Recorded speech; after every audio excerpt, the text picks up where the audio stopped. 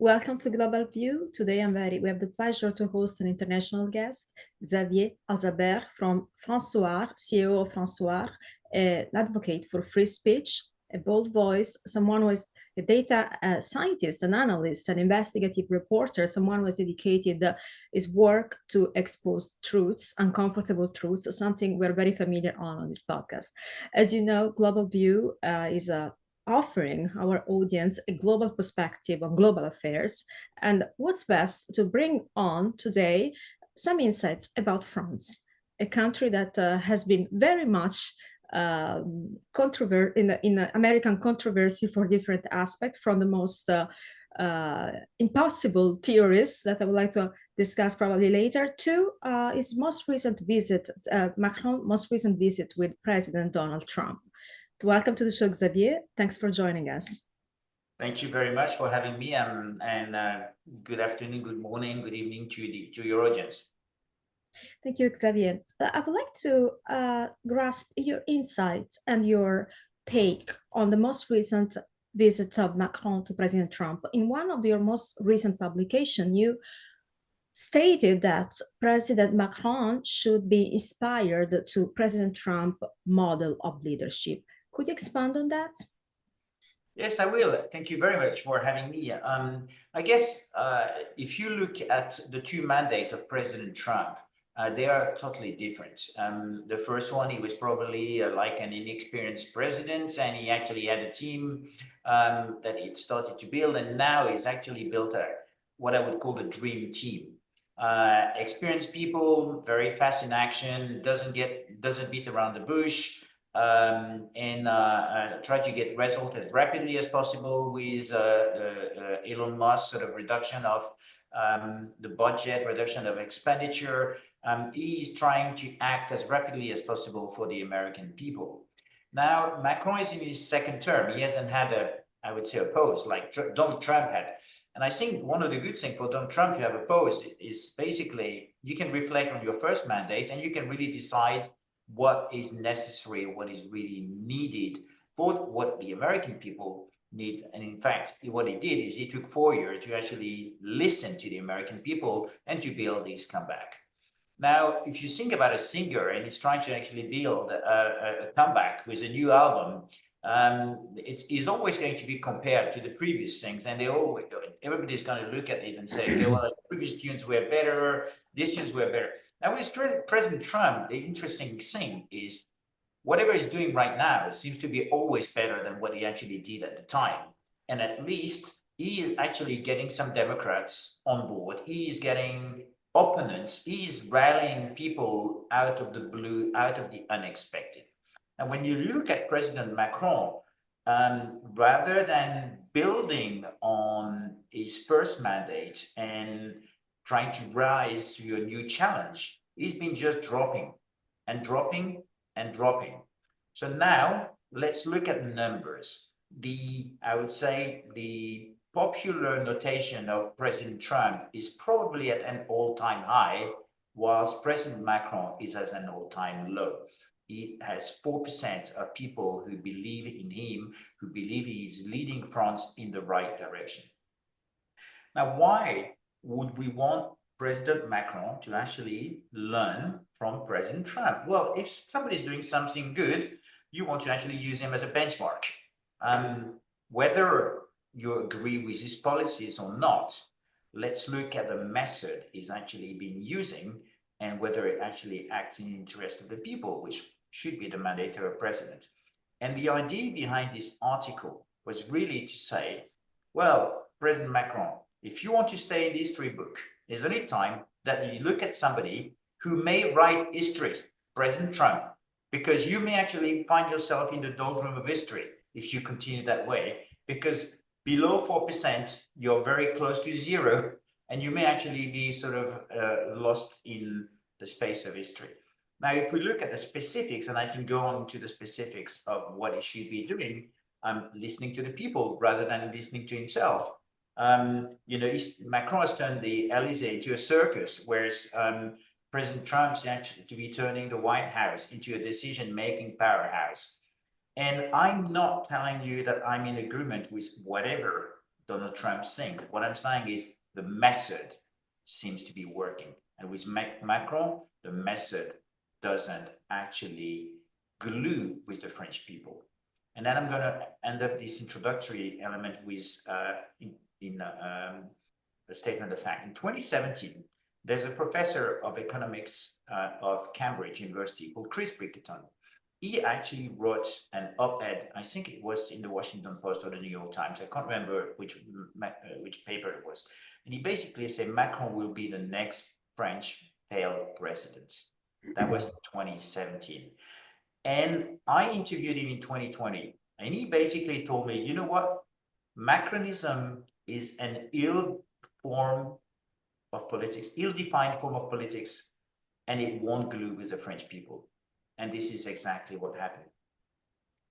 Well, that's really interesting. I'd like to follow up on that because, the image of France overall became very weak with the second term of Macron.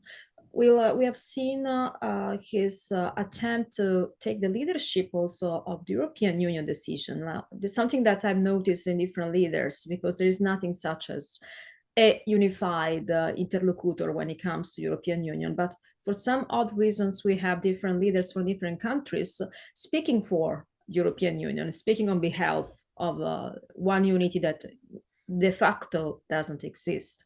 So most recently, actually, I believe 2 days ago, Macron met with Zelensky at the European Parliament in Brussels, right after his meeting, first with President Trump at the White House, and then in England with the Prime Minister in England. So how where this attitude of Macron is coming from to empower and escalate this attempt of negotiating peace that are very pragmatical on Trump's side, and dismantle an effort to stop the bloodshed, Russia, Ukraine. Does it believe is the new Napoleon? What is his strategy in the Eastern Europe? This actually, to me, is a pretty funny to watch. Consider that his leverage is not really strong. Look, Macron started his first mandate by having a form of Jupiterian approach, not Napoleonian, Jupiterian. I don't know which one is greater, but both have got pros and they've got cons. Well, that's one thing that's for sure. He wanted to have a standing. He wanted to have statute. He wanted to have a place in the book of history. He basically was dreaming of a European empire, but today his parliament can't even agree on what they're going to have for lunch. So because they can't even agree, they're just fighting. And so when you have internal problems, what do? You turn outside. And if there is one area where Macron seems to have, I would say, some last positive standings, that may be on the international front. Now there's a poll, I think it was today or a few days ago. He's the most favorite foreigner for the Ukrainian people. Now, you know what? There's one thing I'd like to actually ask him if I had him in front of me. Wouldn't you want to actually be the favorite president for the French people as opposed to the Ukrainian people? Because you're first, beyond and foremost, you're the president of France. So if you focus on trying to build peace without having resolved your own problem internally, you cannot actually have credibility. And let me tell you one thing. He tried to reform pension. He did it so well that people want to actually take him out of office. They want to actually retire him. So, of course, he's actually built a retirement plan for himself with his reform of pension. This is not acting in the interest of people. He is trying, and whatever he tries to do doesn't actually deliver, and he fails. So, if you want to actually build peace, what would you want to do? You want to actually, first of all, achieve setting the example. You want to actually be known as a peaceful leader. You want to be known as a forceful but peaceful. So you have to show, you have to have an iron hand. What Donald Trump is actually doing in the US right now may not be of the liking of everyone, but he's showing an iron hand and he's showing a steady hand. Macron has been a wishy-washy. One day is there, one day is internal. He wants to actually be all seeing to all men. And by the way, it will end up by being nothing to anyone. And therefore, as a consequence, what we have right now is we have a person that's turned politics into circus, okay? But I don't even know where I want to actually buy the tickets or not. And I don't know what he stands for. I think he's lost the French people. He's lost touch with reality. He even want to actually share the nuclear power of France, you know? So he wants to actually, he threatens the nuclear protection treaty. And for many army people, for many French people, this is serious because you don't actually share this power. That's the foundation of having it in the first place. You don't share it. So destroying the nuclear power treaty, tear it apart, tear the pensions, tear the low emission zone, tear everything. You don't even know what he's building. It's just tearing down things. And this is, if you want to actually build peace, you don't start by tearing up things. And for me, he doesn't have the standing as an individual. And he can go around and discuss with Mr. Zelensky, with Prime Minister of the UK. He can go into the US and discuss with President Trump. Does he leave with a standing, or does he leave with an impression with the press, with yourself, with the American people, as somebody who is peaceful, powerful, capable of handling negotiations, basically somebody who has the courage of peace and who has the art of negotiation? Probably not. These are two of the, I would say, skills he's lacking. It shows. I feel people feel ill at ease. I don't know whether President Trump feel very well with Mr. Macron. He was joking quite a lot, but I think he knows how to play very well the game, and he knows what it takes in order to actually get President Macron on board. You give him a little pat on the back, and you just tell him you're a very strong ally. Basically, nothing that's engaging, and eventually you have him on board. So I don't call that leadership. I just call that puppetship. And that's what we've actually seen. Now, there are things that Macron did well.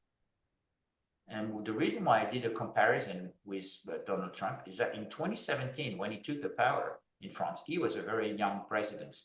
He basically, many people believed in him. They entrusted him with, I would say, a lot of positive elements. So this was, he managed to actually get people motivated. But, you know, when you're trying to sell a product, if you just sell a concept, and when the people get the product in their hands and they get disappointed, it doesn't last for very long. And what we've seen is he sold very well, and he did not deliver on his promises. None of his promises did he deliver of restoring France. And he can go on and on and on and on about making France great again. People don't believe him anymore. So it's basically time for him to actually retire. And that's what he should actually be doing, rather than negotiating. But thank you for that context, Xavier. The question, the follow-up I have to what you just explained is, in the United States right now, for years actually, since the onset of the Ukraine-Russia war, there's been an official mainstream narrative that if the United States and NATO, which France is a part of, does not stop the aggressive Putin in Ukraine, then Russian soldiers will march through Ukraine into the streets of Paris, into the streets of Berlin, into the streets of London, and basically conquer the European continent. So my question to you as an insider in France, is this an actual fear that the French establishment truly has, or is this a fiction that has been pushed by the military-industrial complex and the mainstream media in order to continue this endless war between Russia and Ukraine to the tunes of billions of dollars and millions of lives? Gosh, this is a very interesting question, and it's a very tricky and complicated question. I'm going to try and actually answer it simply this time. First of all, I actually did a survey with FRANCE-SOIR that was published. The first wave was published in January The second wave is just about to be published. Are the French people really concerned about whether Putin will actually come all the way to Paris? Yes, they are. There's about 60% of people who are concerned. Now, is this concern genuine, or is it built through a narrative? Well, it's built through a narrative. So the narrative is working very well. Now, it's exactly like if I actually was trying to sell you a product and actually just try to tell you that you really need that product, and you actually purchase that product, and eventually you just leave it into your back room because you never use it. You've just purchased it. I've actually succeeded in actually driving you to acquire this product. So we've succeeded, the French media, through the narrative, the military-industrial complex, and we can go into what is the military-industrial complex and the censoring industrial complex, because they are slightly different in France than they are in the US. The motivations are different, the angles are, and even the constitution is actually different. Because for example, in the US, you have as your First Amendment, the freedom of expression. In France, if you actually look, the country of the Declaration of the Human Rights, if you look at where the freedom of expression stands, it's article number 10 or 11 of the Declaration of Human Rights. So it's very, very far down the line. So you see that there is a strong difference with the way censoring, the way influence narratives will actually be heard. And what I've seen in the US is the standing that people have had fighting for freedom of expression. I've not actually seen the same standing in France, despite the fact that it's the country of the Declaration of Human Rights. Now, let's go back to your question. Just about 60% of French people believe that if you don't stop Putin, it will actually get all the way to Paris. Now, the second question is, you could ask them, well, why would he want to actually go all the way to Paris? I mean, does he really need France? You know, he has a country which is God knows how many times bigger. He has resources. Why would you want people that don't want to work, that retire early, that have 3,000 billions of debt, that are going to create another sort of problem for him? Okay, maybe he wants to have the French Riviera. Well, they already have it. The Russians have purchased part of the Riviera, and therefore, you know, it doesn't make sense. Now the question is, if the media are strong enough to actually make you purchase a product that doesn't make sense for you to have, then that's the big question. And so here is the issue. The issue is a total disconnect between reality and what you have in the real world, and what they try to actually build as a narrative. Let me give you an example of what Macron said a few days ago, or even yesterday. I believe he actually said that Putin was a liar because he actually betrayed the Minsk agreements. That's it. Statement of fact. Would the journalists who actually hear this, would they ask him, can you give us some proof? Can you give us evidence? Because there are evidence of a prior president of France, President Hollande, who basically said, and even Macron said a few years ago, well, we probably have a responsibility in that. Okay, we probably didn't follow strong enough, or we didn't sort of look at the Minsk agreement, and we probably have a role to play. So have the US. We have a responsibility in pushing Russia to act with this decisive move in Ukraine. And I think building peace is about recognizing your error. It's not about pushing the finger, pointing the finger to one person and saying, it's your fault, it's your fault. This is child play. Building peace is about, one, recognizing the issue, recognizing your errors, creating a climate for mediation, a climate for peace. And I don't think that we're actually seeing this right now. And the media are not there.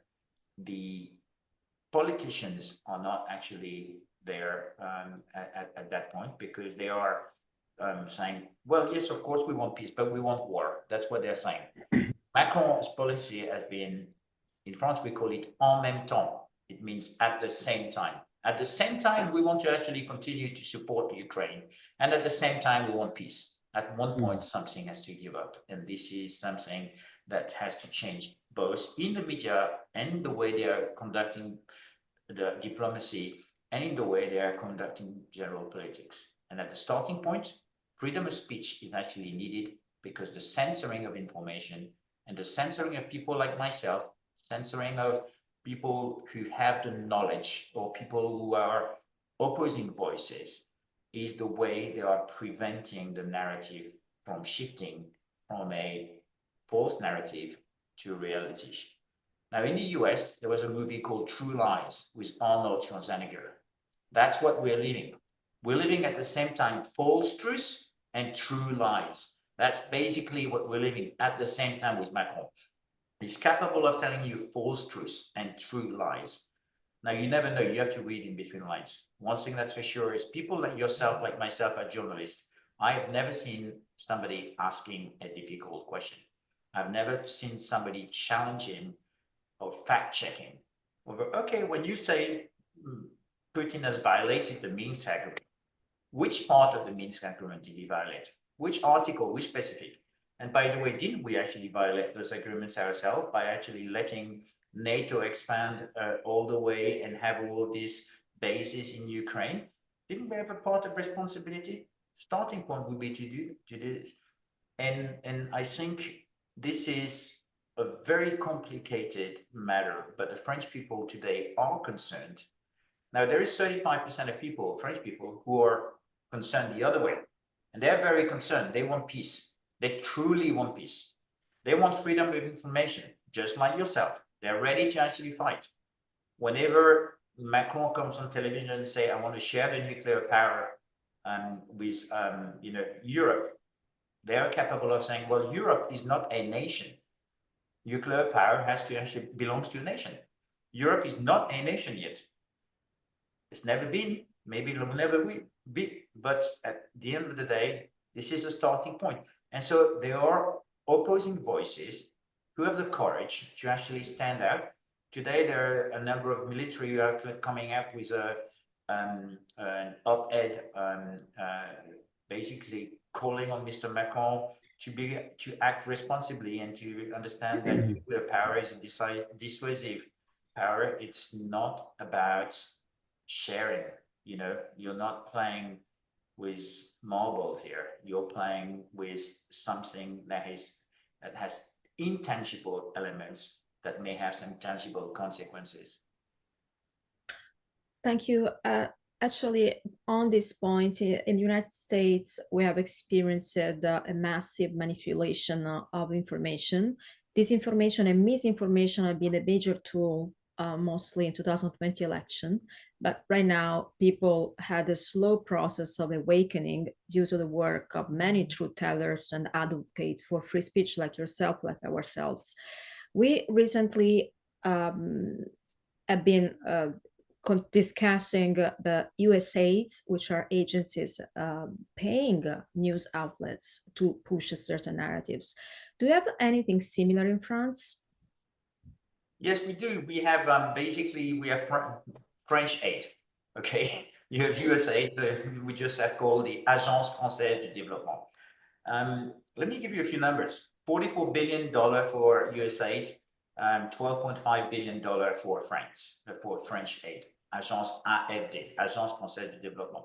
Now, if I actually bring it back to a per capita basis, it's $132 per Americans. It's $184 or $185 per French people. So it basically, if you think your country is bad, let me tell you, we are 40%. We have a 40% higher per capita expenditure on the equivalent of the USA in France. Now, when you look at the USA tables and you look at the USA data, one of the beauty of what has actually been done with Dodge is that you suddenly have access to the data. Having access to the data and to information is key. And here you're having access to facts. You're having access to the wire transfer. You're having access to the amounts. Now, France, the Agence Française du Développement has pretty much the same approach. They try to actually praise or they preach for transparency, but what they do is opacity. They actually try to tell you they are going to act for the climate. But let me give you an example. They are preaching for the Paris summit and the Paris agreements. But at the same time, they're financing coal factories in China and in Senegal. So this is at the same time again. So all of this is the Agence Française de Développement is exactly the same as the USAID. It's a cover-up organization, and that probably acts for a portion of it, and I don't know what portion, in good faith. And for a portion, and it's very hard to say what portion, but it's not Mickey dollars. We're talking probably 50%. Because when I spoke to individuals that worked at the AFD, they basically always say to me, okay, well, look, they are having some impact in some countries, but they're incredibly inefficient, they're incredibly arrogant, they don't want to follow on the use of their dollar and to see whether the dollars that are being spent are having impact. So the AFD is 12.5 billion per year. Altogether, it's 70 billion investment over the years. For what? Well, you know, the French farmers are crying for money. The French hospitals are crying for money. And we are throwing money on work, on being advocate for vaccine in Africa. We even financed 156 million for Aspen Pharmaceutics, which is a Aspen sort of based pharma company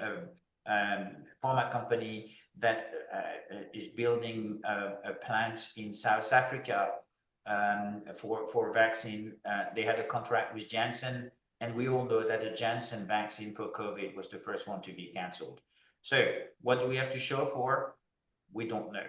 So clearly, this agency would benefit from having an investigation of the same manner that Josh is doing it, some Senate investigation on the results, on how they spend the money, and at the starting point, they probably would make a lot of savings by shutting down a lot of these programs. So this is, as I say, if you think America is bad, let me assure you, $180 per person, this is probably a lot more than in the US, and it's probably as bad. Xavier, you just described a very gloomy picture of the domestic situation in France. The United States was going through a very similar situation under the Biden administration, and before that with Obama administration, obviously between Trump. It was because of that gloomy picture in the United States that resulted in an America First candidate and president who enacted laws, legislation, and policies to reflect the sentiment in the United States, which is America First. It's about stopping forever wars, revitalizing American industries, and preserving sovereignty. Now, in France, it seems that you have the same situation that the United States had under Biden and under Obama. So why do the French, given this situation, not say, and I'm talking about Macron and French politicians, maybe you could begin to elaborate a bit more on the competition that Macron has on the right. Why don't they talk about making France first and stopping these endless forays into Ukraine, onto the African continent, and other parts of the world? Well, it's actually difficult to build a throne, a Jupiter throne, when you don't have voters anymore in France. Mm-hmm. So if your planet is out of voters, it's actually very difficult to build sort of a consensus. So that's why it's actually going elsewhere. Now, three things. Thing number one is, what is in the interest of the people? You're talking about putting Americans first, but I'm not sure it's putting just America. It's putting Americans first. It's putting the people, not just the country, because a country without people, a country without healthy people. So if you look at restoring greatness of any country, the starting point would be, let's make America healthy again. Let's make the people healthy again, because in healthy people can look outside, you can look at society, you can look at his company, you can act for a non-profit, you can look at the planet. That's basically how humankind works. And this when you have prior administrations, such as the Biden administration, the Obama's administration, but in France we have the same thing. We have Hollande, we have Sarkozy beforehand, that are starting by talking to you about the climate and talking to you about things which are probably less tangible, but add a lot of barriers, a lot of constraints. You lose liberties, you lose degrees of freedom, you lose a lot of things. For what? For something which is an unreachable goal and an unachievable goal. So I think you have to come back to the basics. Let's make your people healthy again. Let's look at the amount of antidepressant people are taking. Let's look about how healthy they are. Let's look at how educated they are. And when you start talking about this, which is in essence, let's educate the people. It's make peace, not war, you know, type of mentality, but not being sort of loony individuals by being serious individual, then you focus on the right thing. Now, when you talk about politicians, for instance, that's the second point. Let's look at from the far left to the far right, okay, the panorama. Do you have somebody that's saying, well, let's make peace in Ukraine? No. So we basically have the offer of politician is let's support Ukraine. Now, do you have people who are saying, let's go against the climate sort of momentum, or let's go after making our dollar go further and let's save money? They all talk about it, but they never do it. Why? It's because they have a very comfy situation. And for many years, these people have just receiving a pension from the governments and from the people, and they have a very comfy situation. When I interviewed Robert Kennedy in 2022, before he was candidate, he told me, resist, because when these people have the power, they will never want to actually give it up. That's basically what's happening. They're ready to say anything to you, to me, in order to keep the power and to do whatever it takes to keep it. That's not acting in the interest of the people. The political offer that we have is not the right answer. So we have to build alternative. Now, what Trump did when he actually walked away, when he was pushed away, it's exactly like probably when Steve Jobs was pushed away from Apple. You know, I don't want to make a parallel, but as somebody, you have pride. You want to actually learn from your mistake. Trump is an entrepreneur, he's a businessman. Say, I failed. How can I succeed next time? How can I build? So when you have the foundation of an entrepreneur, you don't have the same foundation when you're into politics all your life. Macron is a politician throughout. All of the other politicians that we have, that's the third point that we have, they're just simply politicians. We do not have an entrepreneur who knows how to learn from his mistake, because what a politician does is a mistake will become a lie will become a success, and blah, blah, blah, blah. And they keep on talking. That's a very interesting insights on the socially France right now. What is inspired by what values inspire French people? For example, do nationalism or sense of a healthy identity resonate with the French people today, or they are completely into this woke agenda where LGBT rights are become a priority over, for example, financing hospitals and first necessity needs? Well, it depends whether you're talking about France as the politicians, or France, people. Or France are the French people. Because the French people is, as I say, 4% of people think that Macron is actually directing the country in the right direction. 80% of people believe the government is not acting in their interest. So it's pretty much the same situation that when you actually do a survey, and these are numbers that I did with enough survey that we commissioned at FRANCE-SOIR. I've done personally the analysis in order to prevent from having any form of interference, to avoid having any form of interference. But the numbers I'm actually giving, and they've been published, but I believe that the trends are so strong that they look very much like the I would say, the wave that was happening 1.5 years, 2 years, 3 years ago in the US. So you have this wave of dissatisfaction, distrust in the way politicians are conducting the politics. Now, if you look at in the US, very recently you had a survey that was done. I think it was Harris who did it, where they actually looked at the evaluation of Dodge, the evaluation of various measures, and so on and so forth. What I did is I took the Dodge survey, I translated the question, and I asked the question to the French people. I'm going to give you a few results because it's not been published yet. So I'm sharing this exclusively with you. It's actually quite interesting. If you look at the attitude of the French people with respect to values, well, they want to actually live in peace. 80% of people will favor. So they are not warmongers. However, their government wants to actually take him to war. So therefore, that's the first starting point of a major difference. The second thing is when you ask them about Ukraine and whether you ask them about Donald Trump, well, they'll say, well, they don't like Donald Trump because the media told them not to like Donald Trump. Same thing that they don't like Robert Kennedy because they told them not to like him. But let's look at what Donald Trump is actually doing and look at his attempt to build peace. 52% of people are saying, we agree with what he's doing because we want somebody. So his rating may be very low as an individual, but his actions are praised by the French people.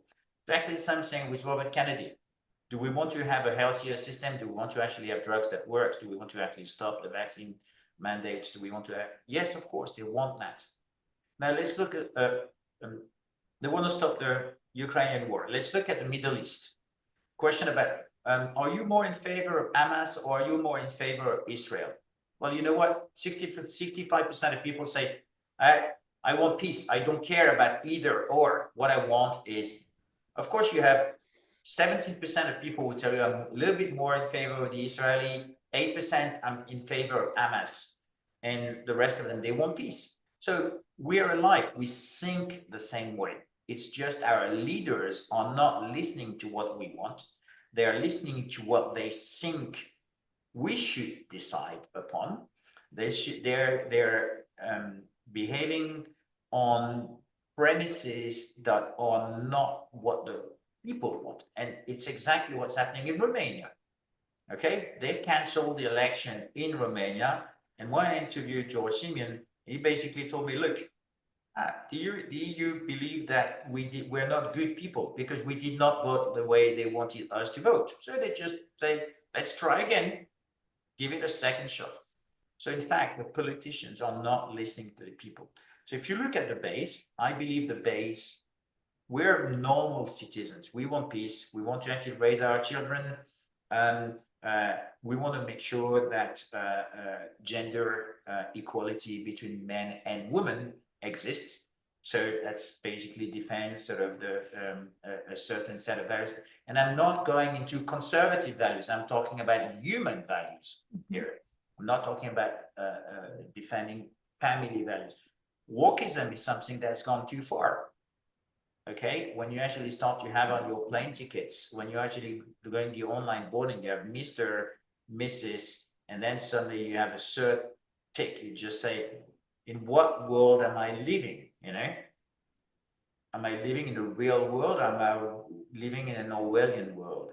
Well, I'm basically living in a Hollywood world because in Hollywood, men can actually have children. I can be as strong as I want. I can actually run faster. I can be the $3 billion man. I can be Wonder Woman, but that's not reality. And in fact, what the politicians are doing is they're living in Wonder World and they're not acting in the French world. They're not acting.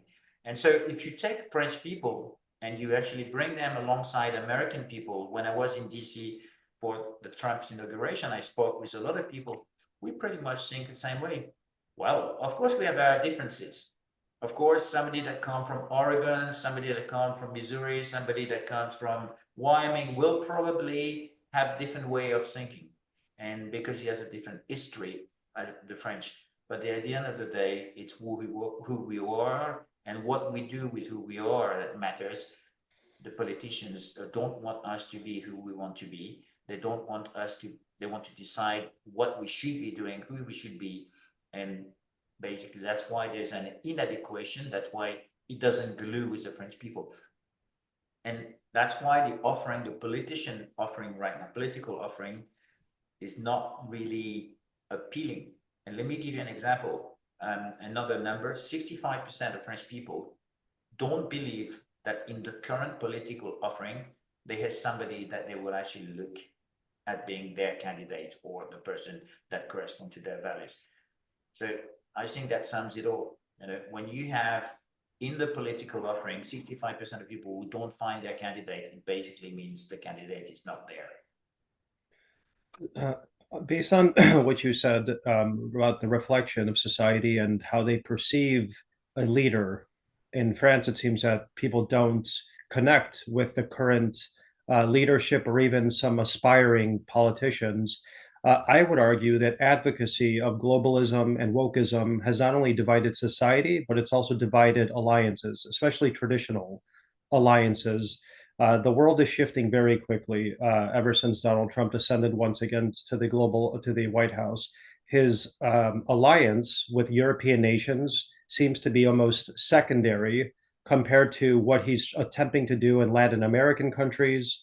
This close relationship he's built with some European leaders vis-a-vis other European leaders. I think you could put Meloni in Italy in that basket, Orban in Hungary.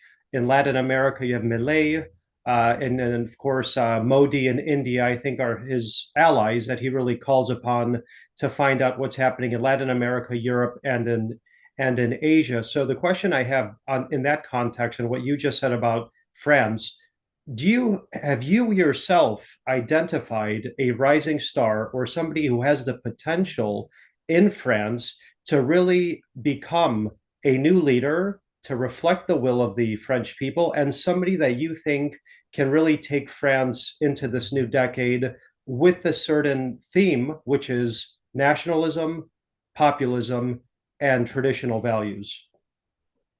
Well, George, ironically, when I actually did write that President Macron should actually take example after President Trump, I started this article by saying, well, is Macron the new Trump, or was because in 2017 he pretty much did that.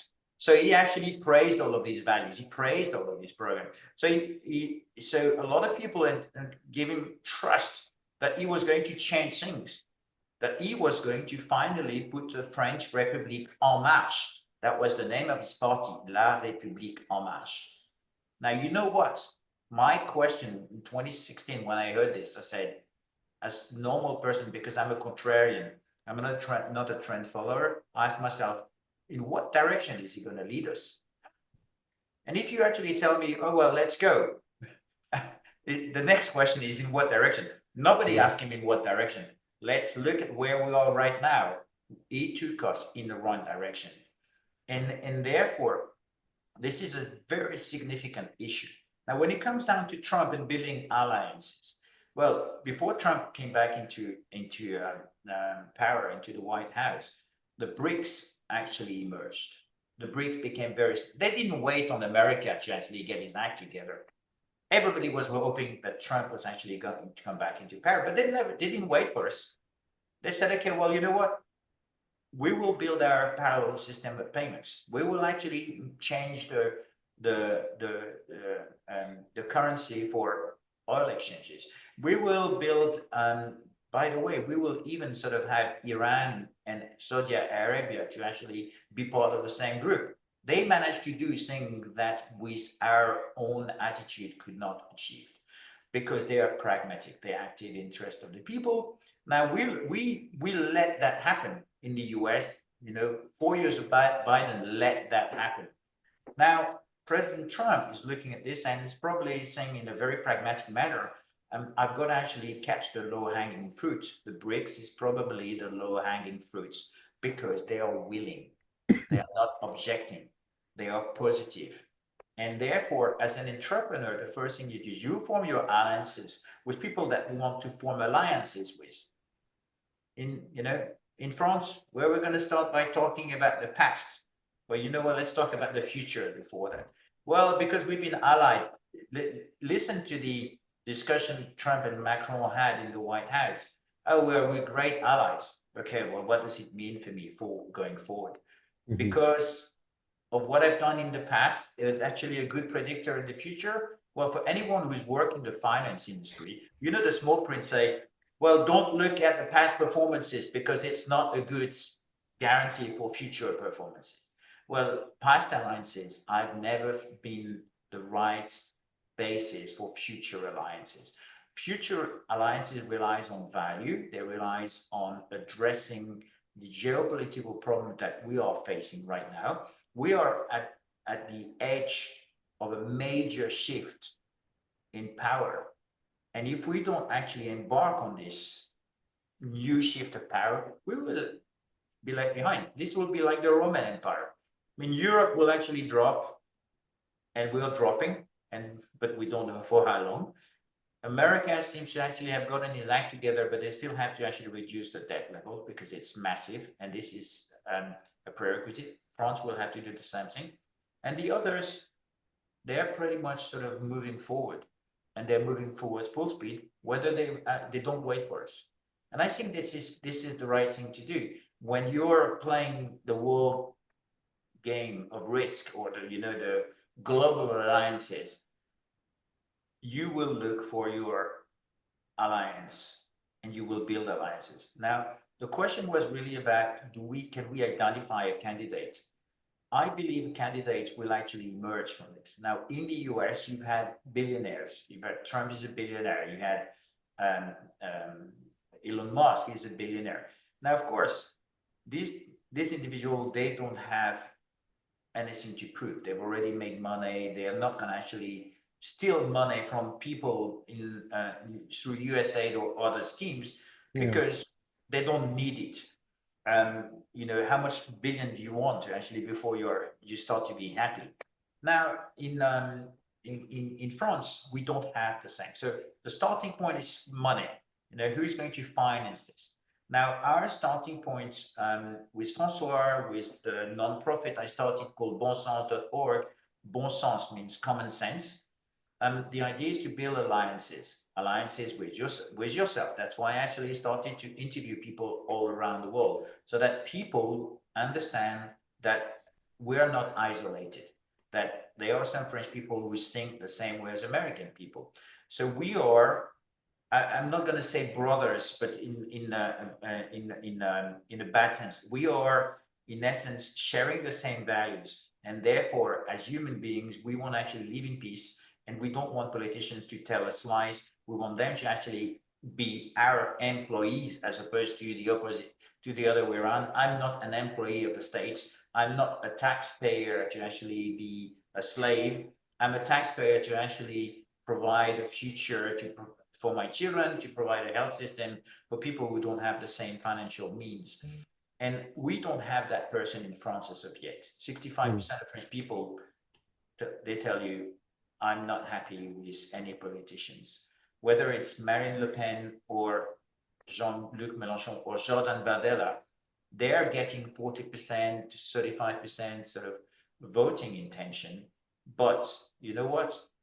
If you want to keep on sending weapons to Ukraine, if you want to actually keep on having vaccine mandates, if you want to actually keep on believing that the climate is the worst thing that ever, or the climate sort of hoax, and so on and so forth, before acting in the interest of the people, that means reducing debt, ensuring that you can live and feed your children at the end of the day, and addressing the correct problem rather than actually displacing the problem in order to make yourself intelligent, because that's what they do.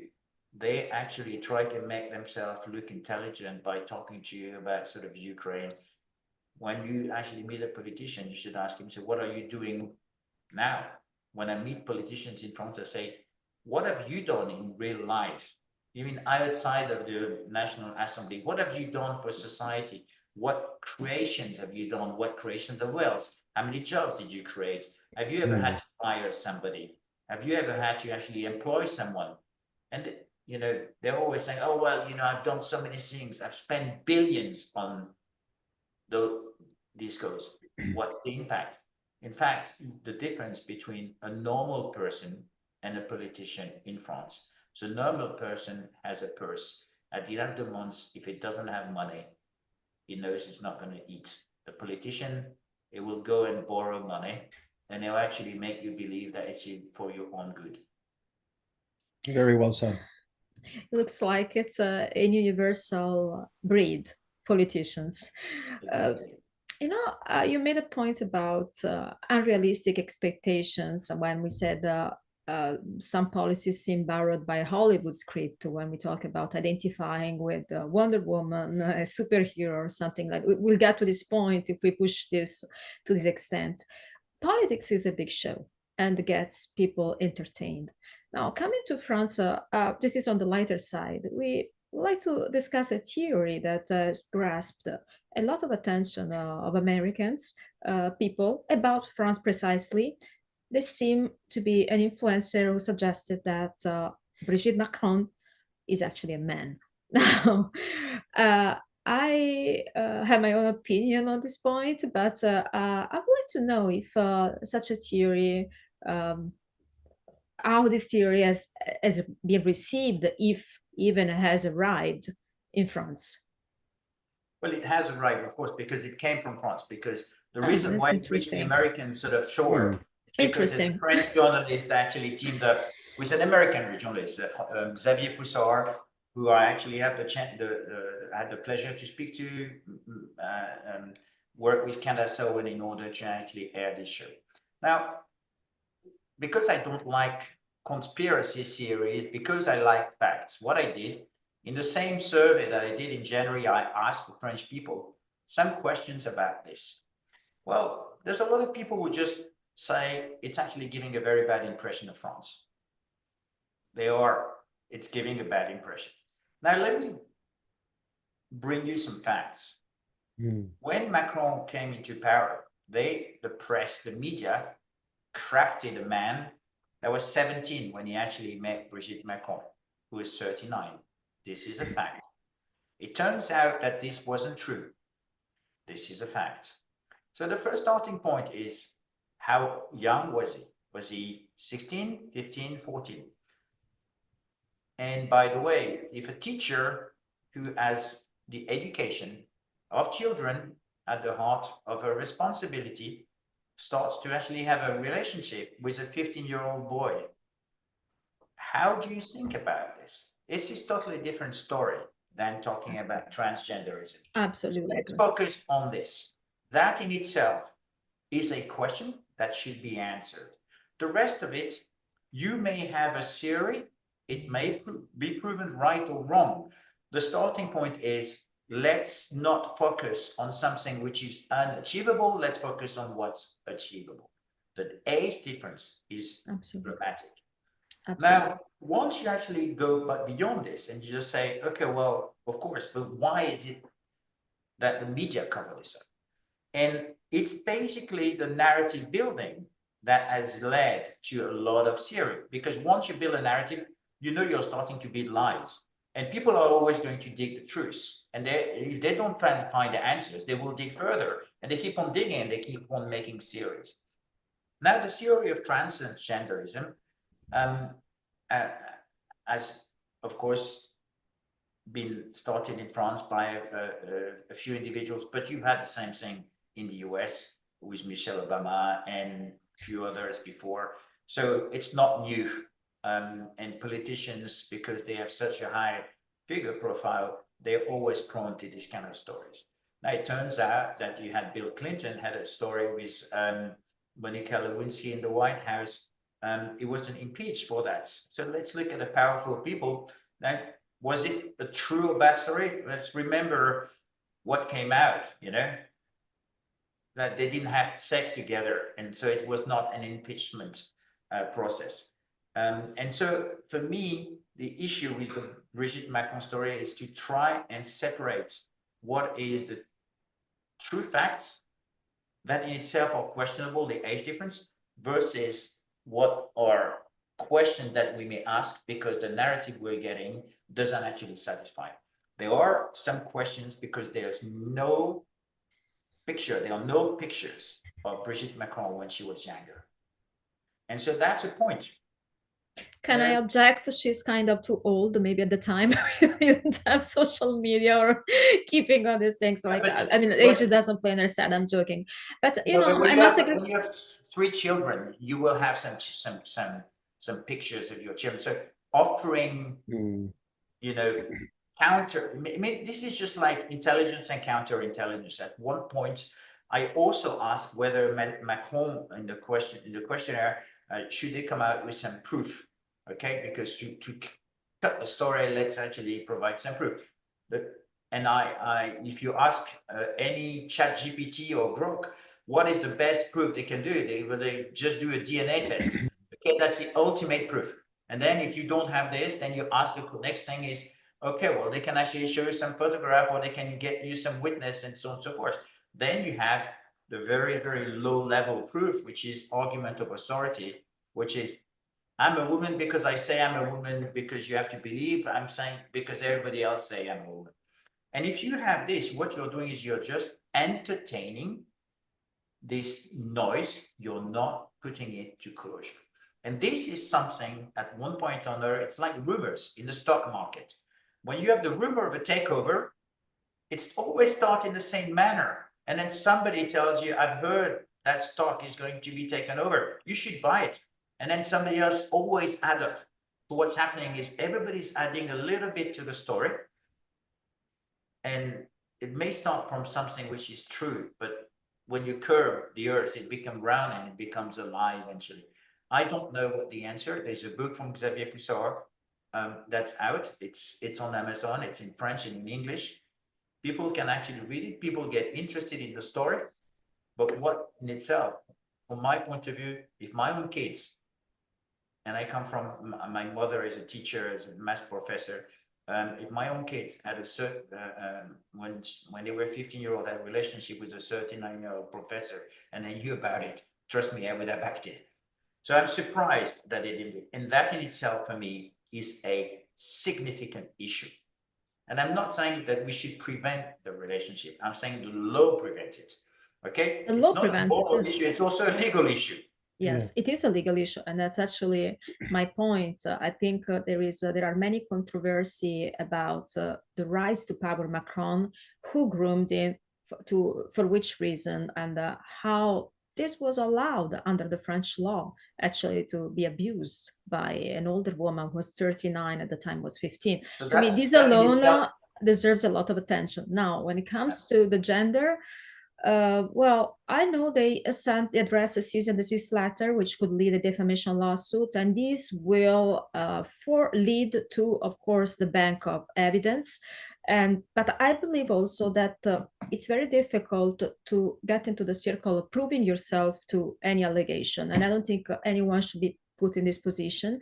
And it's kind of probably a convenient deflection from what is the real issue, and is the age gap and crossing the boundaries of what is legal to what is illegal. So I think they built a narrative in order for you to they point the finger so that you don't see the moon, and that's the eternal issue. Yeah, but you, the two of you, you've been subject to an issue of this nature. They build a narrative around you, so you know better than anybody else what it means to actually be subject to a machine that has that will actually tear you apart if you're not solid enough. If you don't have your feet anchored in the ground, it could destroy a lot of individuals. Myself, as an individual, I was an entrepreneur before I became a journalist. I was called all sorts of names: anti-Semites, racist, extreme right, whatever. You know, if you look at my Wikipedia page, basically you will see that I'm evil. And you know, then when you have somebody that's been demonized in that way, surely there is a reason behind this. The reason is we probably have a little bit more logic. We probably have a little bit more values. We probably are a little bit more factual, and we're probably a threat to their narratives building, because we are not going to be taken on the ride. And you know what? When it comes down to Mr. Macron, if he looks at himself in the mirror, his mirror is so complex that even the mirror asks for a simpler explanation, because all of this story is so complex. I want a simple life. You know, I don't want to have a president that actually is just showing me smoke and mirror all the time. Thank you so much, Xavier. This was an incredible conversation. We hope at some point to have you back to more commentaries about what is going on the other side of the ocean and France. Thanks again for joining us. And where can people find your work and follow you, Xavier? Well, my work can be found on FRANCE-SOIR.fr, France-SOIR, because that's the media that I'm running. It's an 8-year-old media. I publish in French, in English. I've interviewed over 700 people around the globe. And we're one of the rare, I would say, legacy media. I don't like the term legacy, but we're an old brand, but we have never been captured by the globalist system. So we are truly independent because we're financed by our readers. Our editorial line is the way you've seen it. What you see is what you get. The other element is we try to be incredibly factual. So facts matter than anything else. And whether I agree with the facts or not, that's not the issue. What the facts are there, they should actually speak, and that should drive us. Thank you very much for having me. Thank you very much for everybody. And I'm not a negative person about France because I live in France and I'm a French person through and through. And I do believe one day or another, I hope people will believe that French people are not arrogant the way they are, because when we portray ourselves abroad, I think that the image we're giving is really bad. And I think at one point or another, we have to be known for our culinary traits, our humor, maybe our intellect, maybe the achievements that we're capable. However, we probably have to start being a bit more humble, I would say. And starting with President Macron, he should be humbled enough to actually at one point or another retire and say, look, you know, I didn't do good enough. And therefore, rather than actually waiting and trying to actually beat around the bush, at one point or another, it's going to be time for him to go. Thank you so much. So people of Global View, if you want to know what is really happening in France, watch and listen and read to Xavier on France-SOIR, Xavier Alzaber. Merci beaucoup. Thank you. Have a great day or night. We don't know where you are. Yes, thank you for joining Global View. Thank you.